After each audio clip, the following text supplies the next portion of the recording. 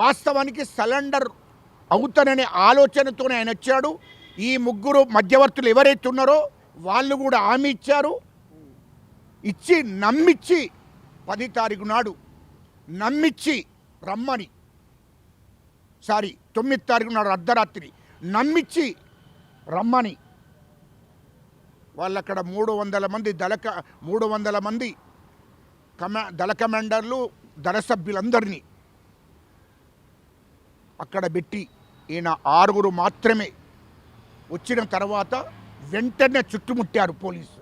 ఈ సైన్యం, పోలీసు కాదు, ఇక్కడ సిఆర్పి వాళ్ళు కాదు, బార్డర్ సైన్యం చుట్టుముట్టి ఆయనను పట్టుకొని ఏంటి సరెండర్ గమ్మని చెప్పి నన్ను చుట్టుముట్టారు ఎందుకు అని అంటే ఏం మాట్లాడకుండా దీని వెనక కేంద్ర హోంమంత్రి, కేంద్ర హోం సెక్రటరీ, ఇక్కడ ఛత్తీస్గఢ్ డీజీపీ గారు ఈ ముగ్గురు వ్యక్తులను పంపించి నమ్మించి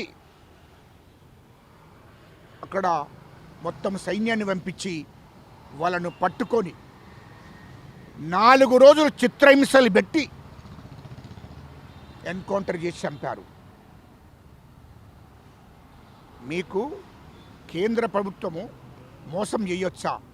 కేంద్ర హోంమంత్రి ఉండి, ఎందుకంటే కేంద్ర హోంమంత్రి అంటోడు ఎప్పుడు మోసగాడే, ఎప్పుడు చీటర్, ఎప్పుడో.